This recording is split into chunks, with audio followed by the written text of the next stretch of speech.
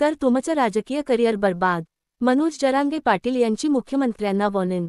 तुम्ही तुमची मराठा विरोधी आडमुठी भूमिका सोडून मोकळ्या मनाने वागायला सुरुवात करा. गोरगरीब मराठ्यांचा सन्मान करा. आजपासून तुम्ही तुमची मराठ्यांबद्दलची भूमिका बदला ही विनंती करत आहे, असं मनोज जरांगे पाटील बोलले. गोरगरीब मराठ्यांची लेकरं पावसात मोटरसायकलवरून येतात. त्याच्या पाठीमागे खूप मोठ्या वेदना आहेत. फडणवीसांनी या वेदना समजून घेणं गरजेचं आहे. मोटरसायकलवरून मुसळधार पावसात प्रवास करणं अवघड गोष्ट आहे. रात्री भर पावसात प्रवास करतात, मुंबईच्या दिशेने येत आहेत. त्याच्या पाठीमागचा उद्देश हट नाही. समाजाच्या लोकांना न्याय मिळावा यासाठी प्रत्येकजण झटतोय, असं मनोज जरांगे पाटील म्हणाले. मराठा आरक्षणाच्या मागणीसाठी मनोज जरांगे पाटील मुंबईला यायला निघाले आहेत.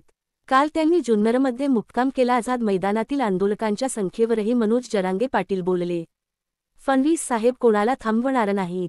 गोरगरिबांच्या वेदनाचा सन्मान करतील अशी आशा आहे.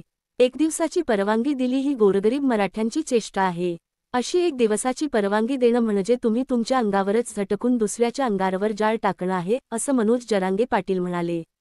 महाराष्ट्रासमोर मुख्यमंत्री फडणवीस साहेबांना सिद्ध करायचं आहे की मी परवानगी दिली, माझी काय चूक आहे. पण फडणवीस साहेब यातून दुसरा असा संदेश जातो की तुम्ही न्यायालय म्हणत होते, पण परवानग्या तुमच्याकडेच होत्या. तुम्ही जर एक दिवसाची परवानगी देऊ शकता तर उपोषणाच्या मागण्यांची अंमलबजावणी होईपर्यंत सुद्धा देऊ शकता, असं मनोज जरांगे पाटील यांनी सांगितलं. तुम्ही जाणूनबुजून एक दिवसाची परवानगी दिली. तुम्ही मोठं मन दाखवायला हवं. गोरगरिबांच्या वेदना खूप आहेत. त्यांच्या वेदना लक्षात घेऊन मागण्या मान्य कराव्या. काल कौतुक केलं तसं पुढेही करणार, असं मनोज जरांगे म्हणाले. तुम्ही सरकारसोबत चर्चा करायला तयार आहात का? या प्रश्नावर मी चर्चेसाठी कुठे नाही म्हटलंय. फक्त एक दिवस मान्य नाही. शिष्टमंडळ भेटायला आले तर का नाही भेटणार?